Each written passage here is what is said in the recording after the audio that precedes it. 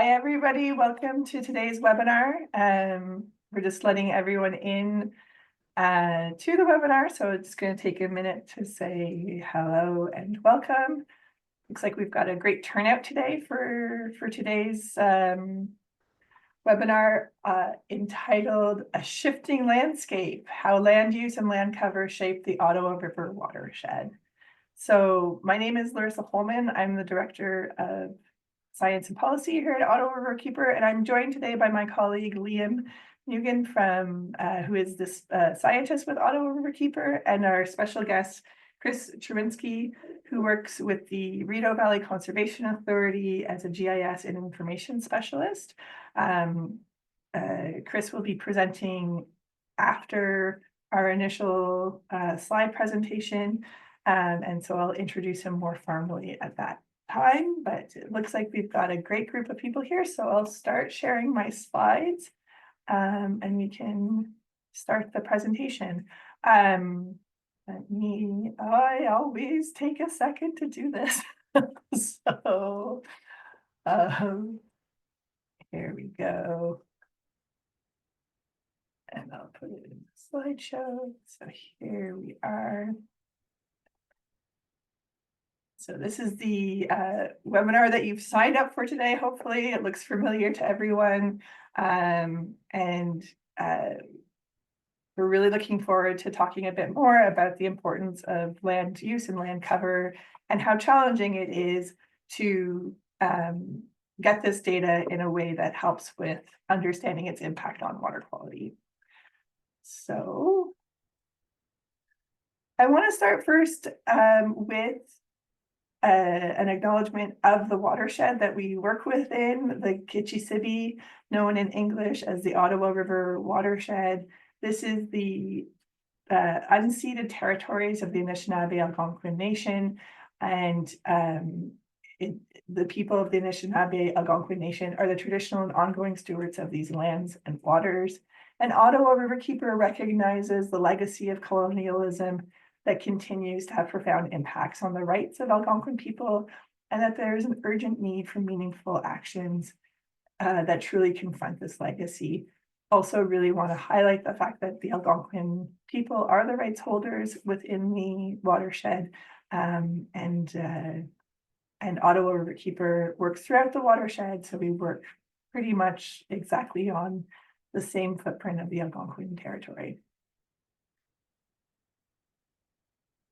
For those of you who, let me quickly do a couple of housekeeping things. The presentation will be mostly in English today. It actually will be 100% in English today. But as an organization that tries to be as bilingual as possible, what we can offer for Francophone speakers is if they have questions, feel free to pose those questions in French and we will do our best to answer them back to you in French, if not translating a response from Chris if we're unable to answer them ourselves.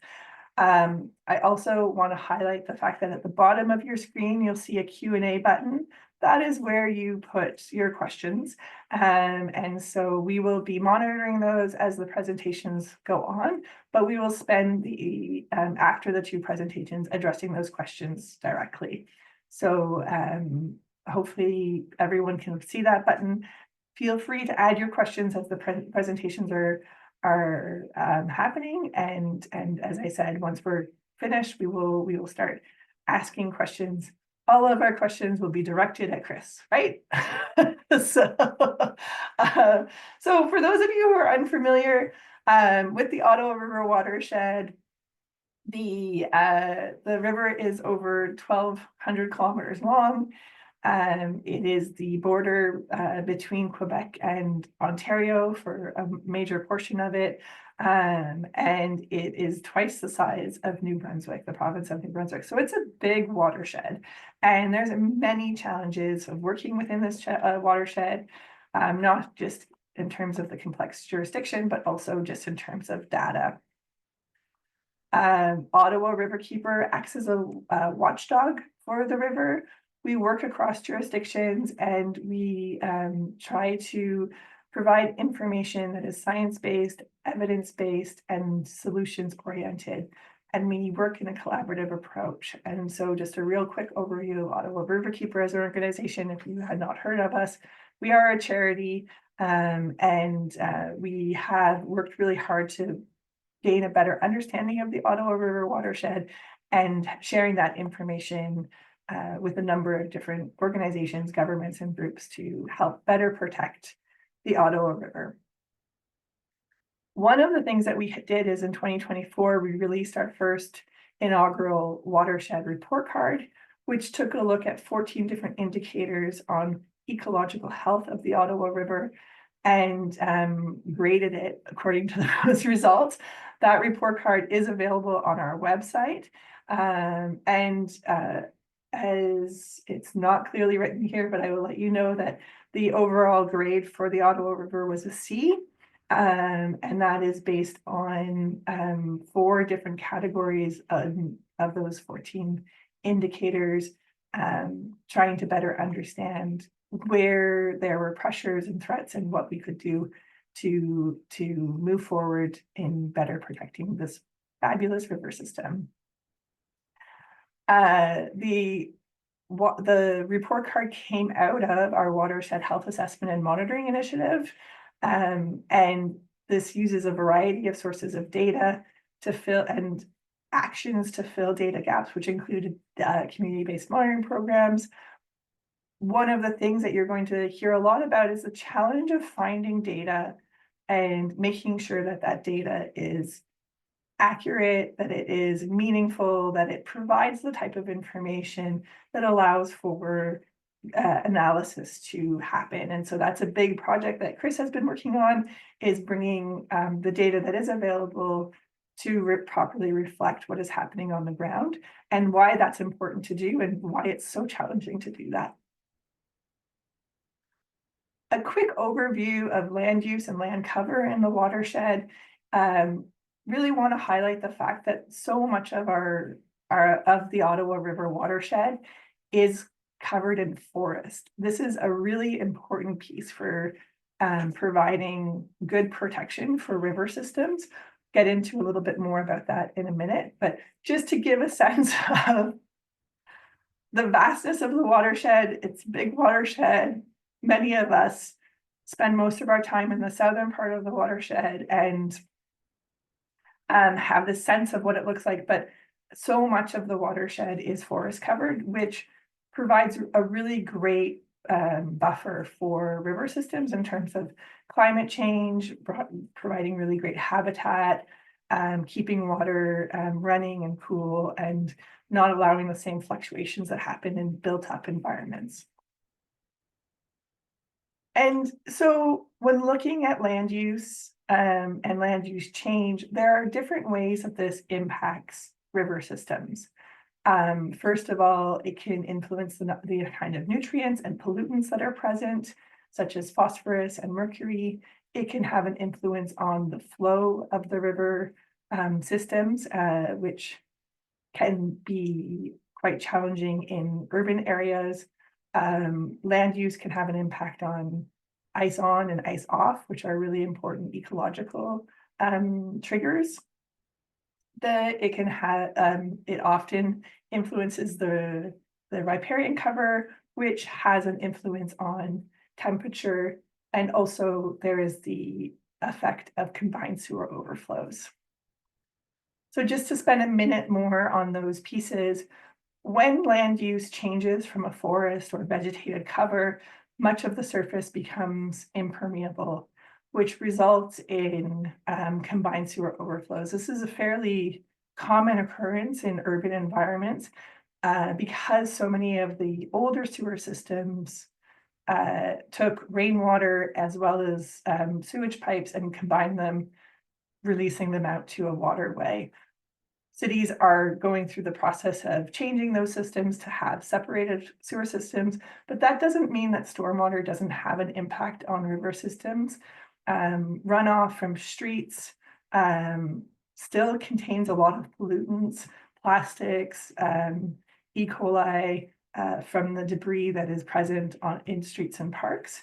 And so stormwater can still be quite polluting, but combined sewer systems themselves add quite a bit of additional pollution to a river system. And so that's why it is really wonderful to see places like the city of Ottawa putting in systems that help to reduce those combined sewers occurrences, the overflow occurrences, as well as cities taking initiatives like green infrastructure at the surface level to help reduce the volume of water that reaches the sewer system in the first place. And that's something that can be done locally and individually as well.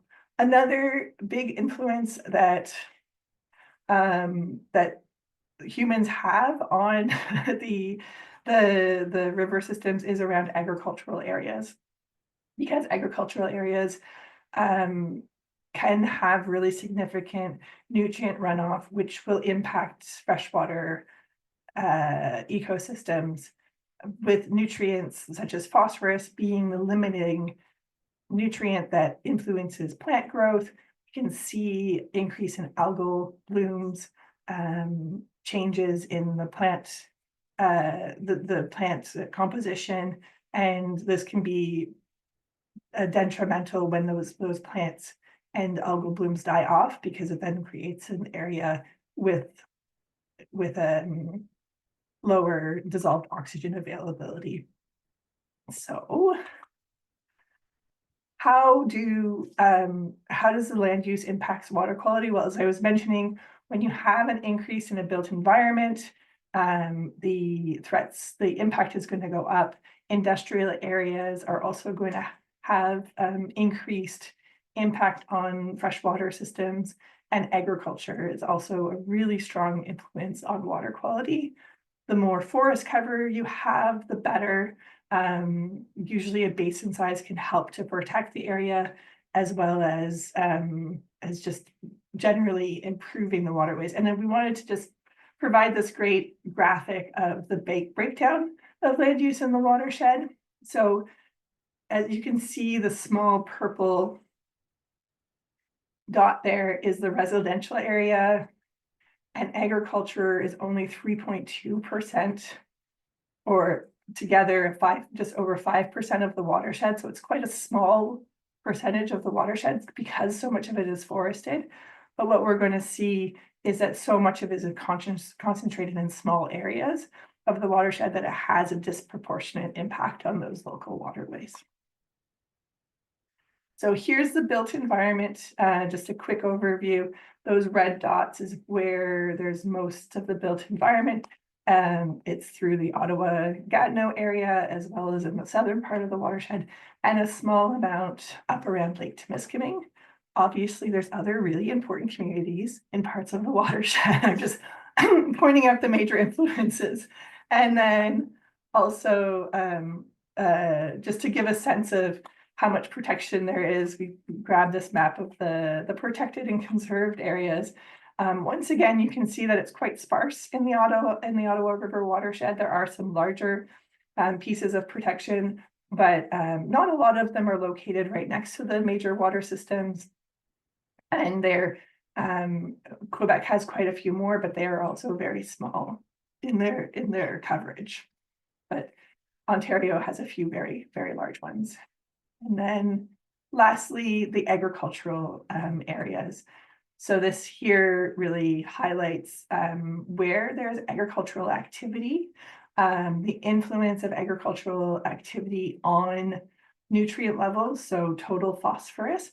We have a community-based monitoring program that follows, that has community scientists going out and collecting total phosphorus data for Ottawa Riverkeeper every spring, summer, and into the fall. These incredible community scientists collect data every 2 weeks and then once a month throughout the summer months, and send that back to us. And through that, we've been able to demonstrate how in the Ottawa River watershed, the correlation between total phosphorus and agricultural land use is really closely aligned.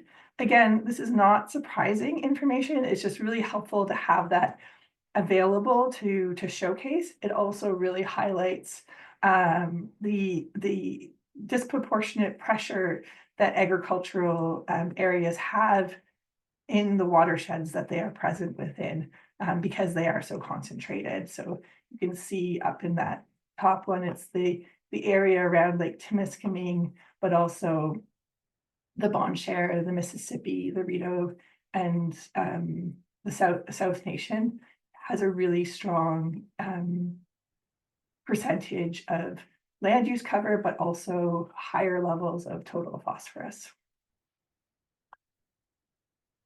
So the reason why we wanted to have this webinar today is we've talked about land use in the past and how land use impacts water quality, but we haven't had a great opportunity to really dig into the data and the challenges that land use data poses when trying to do these types of analysis. Data is available from a number of different sources, governments, conservation authorities, and there is available satellite images. But they all have their limitations and their challenges. And that is why we have Chris Czerwinski here today. So I just wanted to end here on the end of the watershed report card. Again, you can find that online, and we will be posting more information about land use data that we've been able to find. But for the time being, Chris is going to spend a bit more time speaking from the perspective of the Conservation Authority and what they do with land use data and how they're able to take the data that's available and refine it for their uses. Chris is a graduate from Carleton University. He did his final projects in Gatineau Park, so really close to the Ottawa Gatineau area, and has a specialty in remote sensing. He's also obviously been working on understanding land use data and how to use the available data to refine it so that it's more useful for water quality analysis. So I'm delighted to have Chris join us and have him present his work to us today. Thanks, Larissa. So yeah, I've already kind of been introduced, but yeah, my name is Chris Czerwinski. I've been working at Rideau Valley Conservation Authority since 2011, highlighting that date as kind of close to the beginning of our land cover mapping program. Started in 2009, and I've sort of been managing that program ever since. In the beginning, probably about 60% of my time as a full-time employee. So just to give you an idea of the level of work required for this type of mapping, especially in the early phases. I'm told that questions are to remain to the end. So if you do need me to stop and clarify, Larissa or Liam will maybe chime in through the chat. But yeah, just as a general outline, I'll be discussing kind of the legacy of our land cover mapping program and where we started, kind of where we are today. So a bit of a soft and agile approach, sort of adapting as we go, lessons learned. So this has been close to a 13, 14-year project. I'll discuss a little bit about the end use of our land cover mapping, primarily feeding into our flood modeling and environmental monitoring. And then kind of at the tail end of my talk, I'll talk about the type of maintenance that we put into the data and future enhancements that we anticipate implementing. So before the program at Rideau Valley started, we knew of lots of legacy mapping or data about the landscape, all with different types of limitations. Soil risk, which you can easily Google more about, was available before we started our mapping program. But the scale of the data was very much regional scale.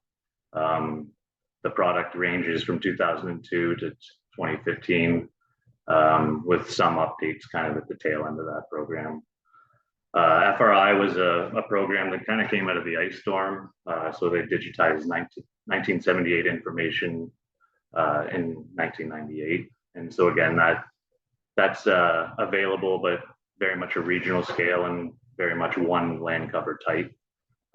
gets into detail that we don't try to or attempt to map, giving kind of forest communities, the species types and ages and general sizes. So lots of detail, but at a regional scale. And then, of course, there was ministry mapping available to us before we started our land cover program. So Ministry of Natural Resources and Forests map at about a 1 to 10,000 to 20,000 scale. So we had available to us open water, wetland, forest, transportation, settled areas, built up areas, or the impervious surfaces, aggregate sites. And so it was all great ancillary information to start off the project. So in the early days, just before the program officially started in 2009, Eastern Ontario got an image referred to as drape. Some of you in the crowd may be familiar with this imagery. So digital raster acquisition project for Eastern Ontario. And so the first image captured under this program was in 2008, spring imagery. And this is sort of our foundational data set. Definitely kind of the backbone of our project. So this is leaf off imagery, about 20 centimeter resolution. And it's an RGB, what you would see with the visible eye imagery, but then there's also near infrared information. So I'll get into that a little bit later, but it's just a different perspective of the landscape that can be very useful. And so this data positionally at the horizontal scale is very accurate, one to plus or minus 1 meter, 95% confidence. And so this is our watershed, Rideau Valley. Like Larissa said, a very small portion of the Ottawa River watershed. And so we're feeding into the Rideau River feeds into the Ottawa through the city of Ottawa there. Still a pretty big space, broken into 6 sub-watersheds for the Rideau, and then we have 2 sub-watersheds of the Ottawa River. I'm just gonna switch to internet if I can.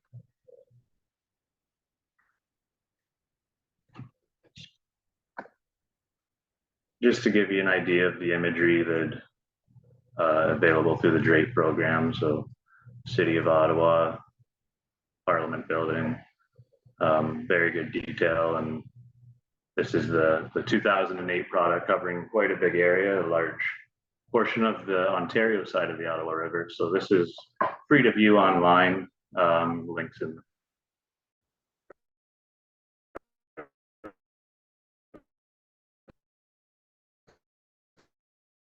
started in 2009, reporting on different sub-watersheds, and actually kind of has a similar look and feel to the report card that Larissa showed. So just to point that out. And so at this point, we actually have 3 drape images, 2008, 2014, and 2019. And like I said, all those images come with infrared information. So those red images that you see have an infrared band within the RGB image to kind of illustrate the landscape in a different way. But so there's Parliament, more of cottage country in our upper parts of the watershed, and then more of an agricultural settled area. And actually, as I created this PowerPoint, I didn't know when we were getting the 2024 image, but it's in the office now, but we just have to process it. So we now have a 4th image that we'll be able to work with. And just to kind of highlight the value of infrared information. So what you see on the left here is kind of a picture you would take with the camera. So the visible spectrum, and then the middle image here is just a grayscale of an infrared image of that. So you can sort of see brightness in the background there and in the foreground associated with vegetation. And that's because vegetation reflects highly in the infrared region. So if you put that information together with some visible bands, you get a very different image, again, highlighting vegetation, wetness, just a very different perspective, and ends up being pretty valuable with the work that we're talking about here.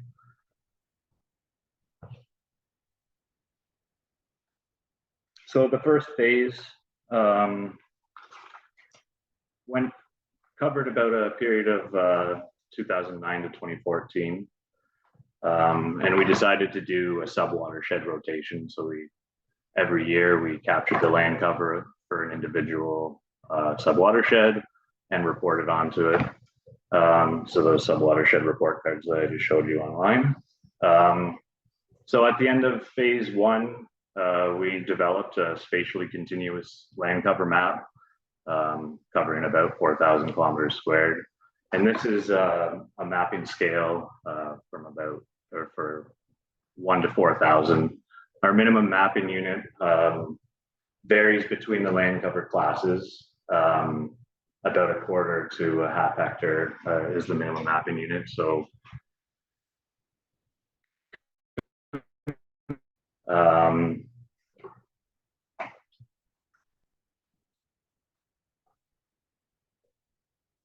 so with all the information we had available to us, we started a pre-classification. So we basically took the available vector mapping and assembled it into a seamless coverage with lots of gaps, but we gave priority to different land cover types. So built up areas were sort of stamped in first, and then slowly going through all the available information, developing a starting point anyways. And similar to what Larissa talked about, agricultural mapping is very difficult to find reliable forms of. And another class, we called it grasslands in the beginning, but now calling it meadow. So essentially, our starting point was filling in those gaps.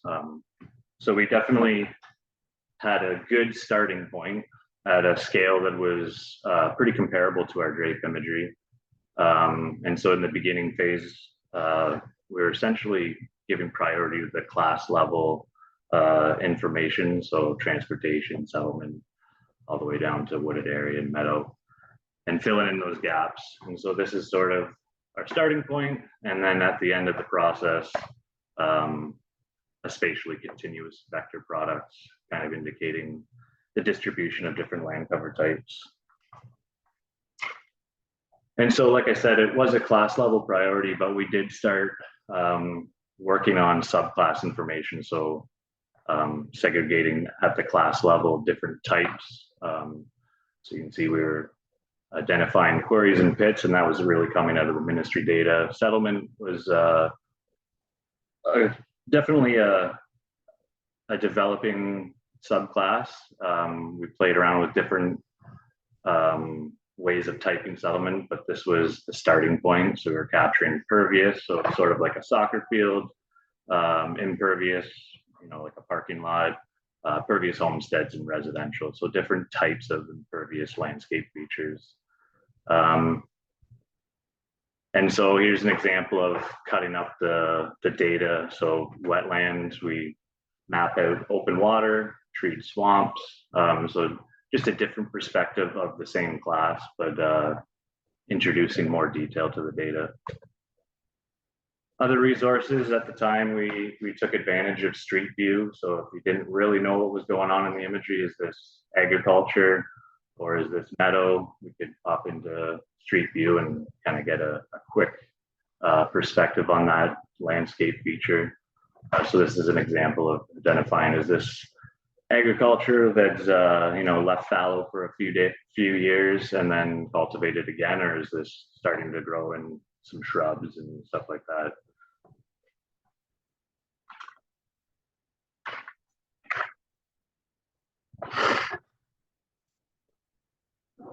So like I said, we did anticipate kind of an iterative approach. We knew that these drape images were coming in the future. So our first phase covered about a 6-year period, which gave us time to go through all the Rideau subwatersheds. In 2014 and 2019, we got new images. So it allowed us to review the data from different visual perspectives. And then throughout the process, we sort of adapted to things that weren't working or we needed to modify. So there's a lot of difficulty identifying what's meadow and agriculture, as I've kind of already highlighted.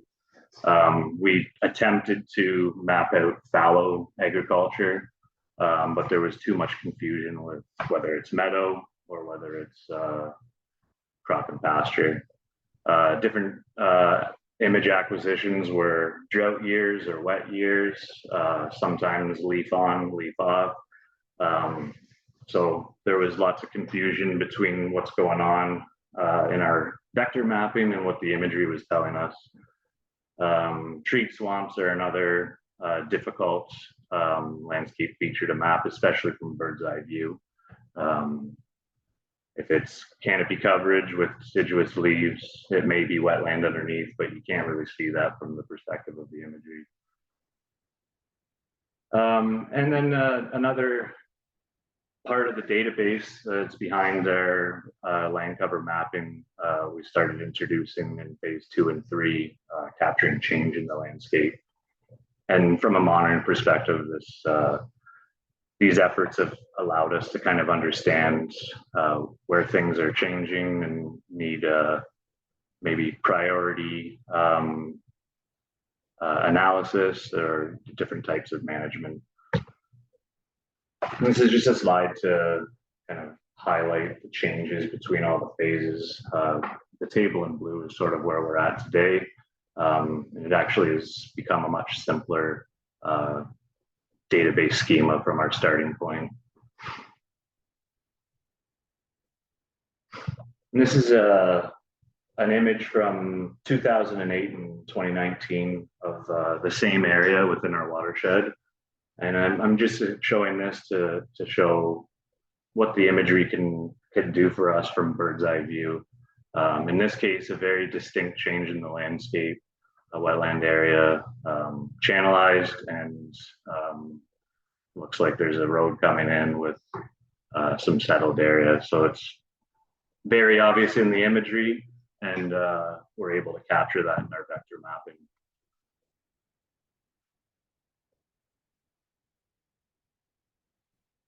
So this is sort of a comparison of the imagery and our actual vector mapping. So the image on the left shows the landscape features that existed in 2008, but have demonstrated a change over time. And so you can see changes to a forested area, now partially crop and pasture and what we've considered meadow. A little chunk of wetland lost here. You can see the dredged line there, and over time that those landscape features have changed. So we have this this type of mapping for our entire watershed, including Ottawa East and West now. And I wouldn't say it's an exhaustive capture of change, but it's what we've been able to identify. And so at this point, like I said, we have full coverage land cover mapping representing 2008, 2014, 2019 across our watershed. This is just a slide to give you an idea of the level of detail of our data, examples in different parts of our watershed. So our upper regions are heavily forested, kind of cottage country. And then just outside the green belt, we have some wetland and forested areas, but we also have encroaching agriculture. And then of course we have the city of Ottawa, or a large portion of it.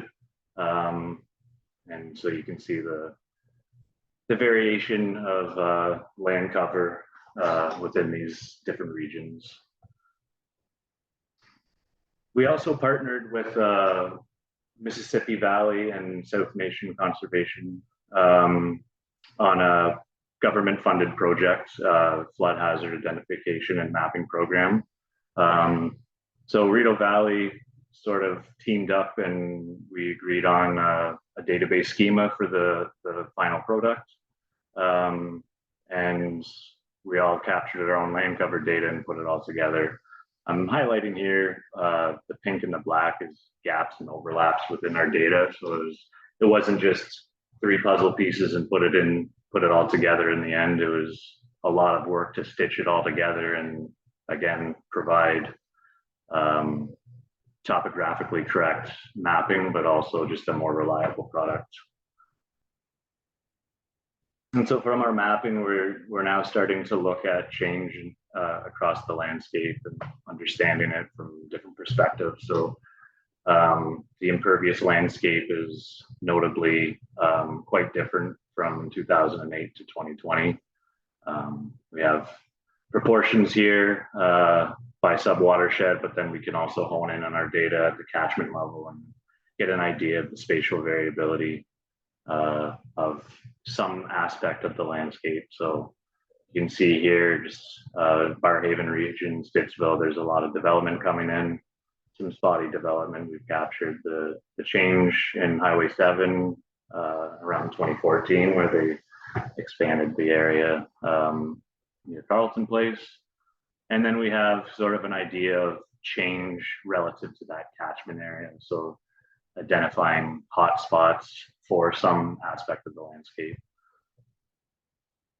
And then we can look at that from a riparian perspective. So using our water course mapping and applying a buffer to it and analyzing the land cover mapping within those riparian regions and getting an idea of where more change is happening and where the current conditions are. And similar to all that, we can look at forest distribution and loss. Again, our upper regions are much more forested than our lower regions.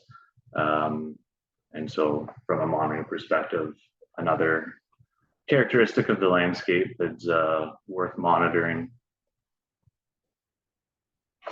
And so just a closer view of this type of data. Barrhaven region is an example of a very dynamic catchment just over the period of 2008 to 2020. You can see the regions from a forest loss or we can look at that as general change in what's happening. So a lot of crop and pasture converted to transportation or settlement. In some cases, wooded area being replaced with crop and pasture. And the different scenarios there's maybe 300-400 different scenarios that we can capture, but the ones being mapped in this map are very distinct and prominent and within this catchment.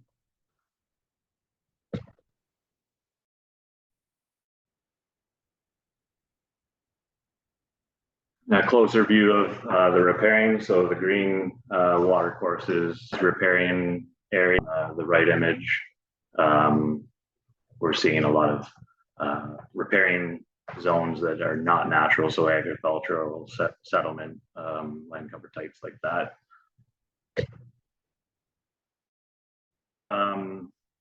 Just like the drape imagery came in and was very much a foundational data set that allowed us to start this program and reliably map the landscape. We now have LiDAR mapping for our entire watershed, and we're hoping to leverage that to further enhance our mapping. If you're not familiar with LiDAR, it's a remote sensing technology that's similar to radar, but it uses laser, and it's able to provide a very detailed 3D map of the environment. And we can look at that from a digital surface model perspective, which is sort of what you'd see from bird's eye view, but with actual elevations. So you can see the treed canopies, roads and agricultural areas in this, the scene on the left. And then we can also strip down to bare earth and get an idea of the topography of that region. So I'm borrowing these images from Natural Resources Canada, just because they do a really good job of highlighting the difference between a digital surface model and a digital terrain model. And just to compare between, we have the drape imagery with infrared information, but now we have this LiDAR information, so elevation data. We can look at that in a number of ways. Hillshade model is very effective for on-screen editing. And you can see that, the imagery did a great job of highlighting these wetland areas, but with LiDAR, there may be more to the story. And so you can see low-lying areas that may require a little bit more review. and editing that mapping to get more reliable data, mapping the land cover and the landscape. And so again, just a comparison between the imagery and LiDAR. We've got the same scene on both sides, one showing drape with infrared information and ministry mapping. And from the imagery, it does look like wetlands, but then when you look at that through the lens of LiDAR, you start to see high and dry knobs within that mapped feature that may require further editing and review. So just to give you an idea of the value of that LiDAR data. We can also basically, using a digital surface model and a digital terrain model, we can map the difference in height and start to look at tree height. And we're hoping to use that to further refine our forest mapping, meadow mapping. In some cases, from bird's eye view, shrubby areas can look like a forested canopy, depending on how dense they are. And so having that knowledge of vegetated height is very useful to further improve our mapping. We suspect that that'll also be pretty helpful for mapping out treed swamps and different things like that. In terms of land cover and water quality, we're very much at the point where we have data that we can start really working with and identifying correlations within our watershed,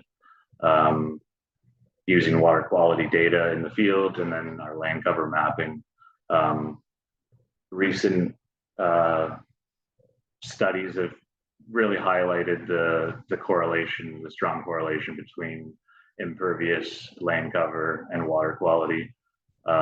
And so corroborating that correlation with our own data may tell us different things about our watershed that require further monitoring. And so two graphs just to show the correlations between those two variables. Aside from our land cover programming, we have lots of different programs at Rideau Valley that monitor water quality. And so using that data against land cover, we're hoping to discover more. There is proposals to start breaking up our catchments even further to investigate that at finer scales. But at this point, we're in the very early phases of really honing in on our land cover data from that perspective. And that brings me to the end, I guess, opens up some question points. Awesome. Thanks so much, Chris. We do have a question from an audience member that asks for the distinction between forest and interior forests. So it's a GIS tool that we use. A buffer is applied to the polygon, and if it would create like a donut hole kind of thing. So you apply the tool to the vector mapping, and it basically shrinks the forest mapping by, I believe it's 120 meters. So in some cases, that forest patch wouldn't meet the criteria, and it wouldn't be considered interior forest at all. Okay.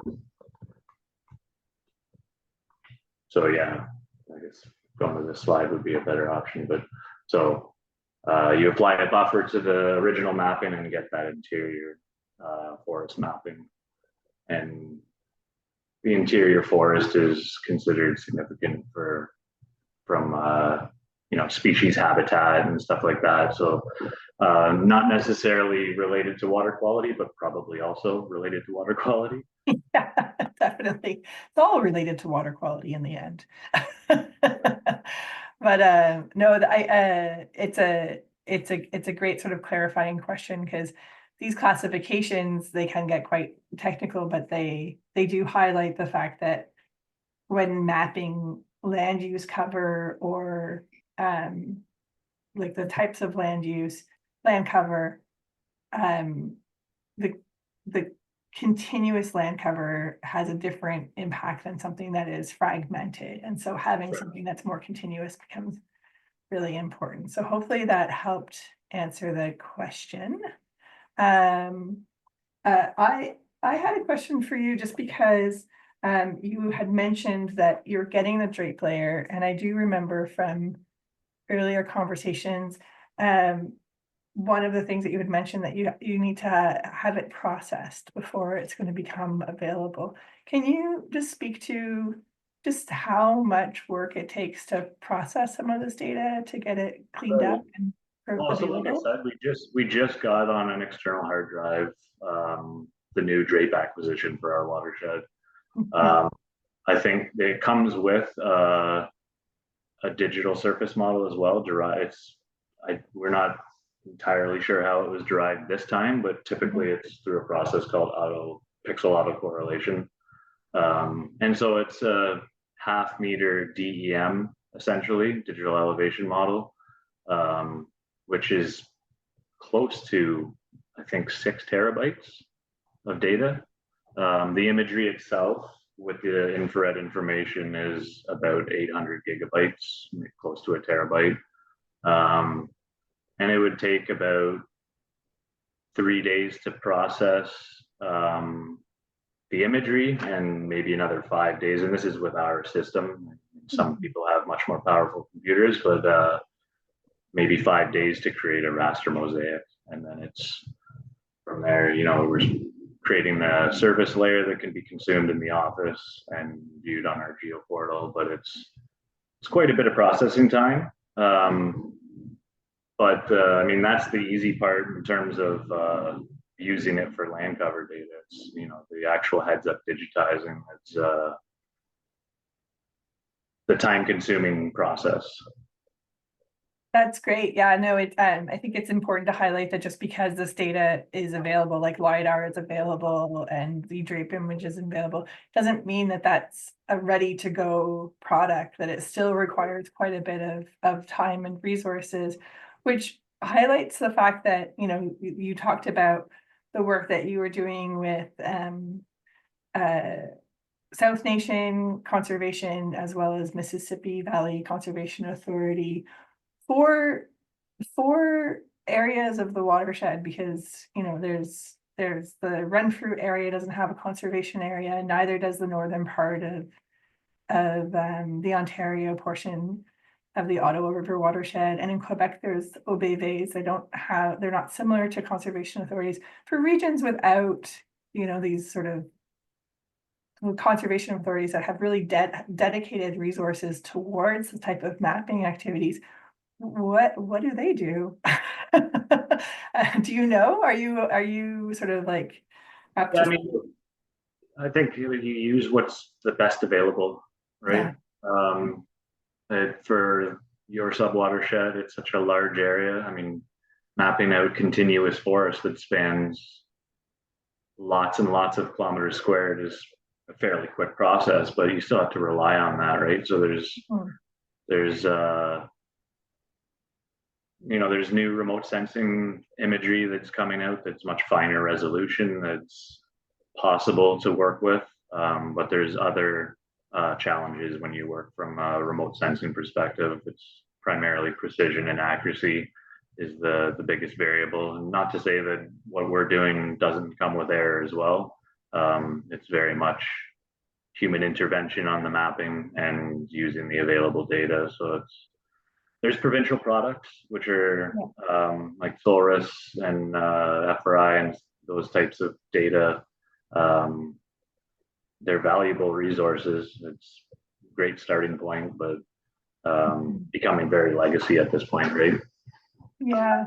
It also just highlights, like for me, when I think about using evidence-based decision making, these municipalities are in regions that don't have reliable resources to work from. It really puts them at a bit of a disadvantage when trying to understand what the impacts are. So it's really great to get a better understanding of what some of the challenges are in working with this data, but also how much time and energy and expertise goes into deriving these products that can be really, really useful for modeling activities after. I wanted to just And that's a go ahead. Oh, sorry. No, go I ahead. was meant to say something in the presentation that, part of this project through FIM, not every single municipality or township is getting continuous mapping, but in this map, once we combined all the data sets together, a lot of our municipal partners now have full mapping coverage, which is huge for all of their work, right? A follow-up question, just around the data and the value of this data. Municipalities, of course, have land use mapped for their regions, but can you just, for everyone who's participating in this webinar, just help to provide that distinction between land use classification and land cover classification, and why that's important for you guys to so given the coverage of our watershed, it wasn't really realistic to identify land use cover as a much more manageable mapping product from bird's eye view. We know it's a settled area or a parking lot, but we don't know the zoning, how those are changing over time. And from a desktop perspective, it's very difficult to reliably capture that data. So are definitely used synonymously, but they are slightly different perspectives of the landscape. You can interpret them, and that's why we have that subclass information. So we have an idea of the settled area being pervious versus impervious or semi-impervious, and so it's really for your analytical needs. From a floodplain mapping perspective, it's the pervious factor that's more important than the land use factor. Not to say that the land use isn't information. If we knew it was a dry cleaner, we'd probably, if we could tell, every dry cleaner in the space they occupy, but it's more realistic to call it land cover. We had a question from a participant who was asking the types of qualifications one would need to get involved in this type of work. In terms of like education, I guess. I'm gonna go with that. Yeah. Education and any experience that might be beneficial. Taking GIS. You did your studies at Carleton, but do you have a specialized certificate, or is it more just like? No, I did my master's in physical geography, but certainly there is a skill set that came out of all that work in GIS. So my undergraduate, I don't even think you can get this at Carleton, but it was a minor in geomatics. But I think you have to take geomatics as your bachelor degree at this point. So I'm sort of grandfathered in credentially, but Algonquin College has a great GIS program. But this is the type of work that also requires the image interpretation. Working at GIS, I think a lot of people could do the GIS aspects of this work, but it's the data interpretations that takes a lot of experience. I've been working on this for 12 to 13 years now, and I've gotten better at what I do over time. That's for sure. Yeah, there's some jobs that you get good at them by doing them. It's not something that you can just have the opportunity to do in school. So and awesome. there is a benefit to having, like, with this type of work, the time spent on the data, I think, also would improve the reliability. I like to call it too many cooks in the kitchen. There is a subjective nature to the mapping, and if you have more than one analyst on the mapping, then you're going to get more than one flavor of the mapping too. So there's, that is enough. Awesome. There's one last question, and I'm actually going to take this question because I think it fits in nicely to the work that Ottawa Riverkeeper does, and that is from Beth. Water is apparently within provincial jurisdiction, and it appears fairly regional responsibility too.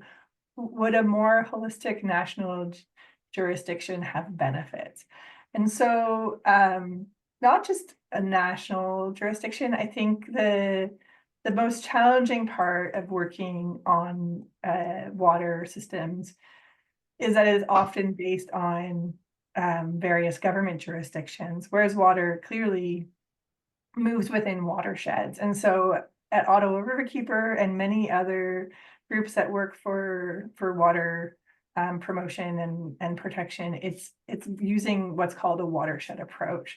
So being able to work across jurisdictions to address the needs within a watershed. And a watershed is not an arbitrary line. It has to do with the physical geography of an area. And so it does pose a lot of challenges when you have to work with jurisdictions that don't always get along well or have different priorities. But when it comes to water protection, that watershed approach is really, really important. So,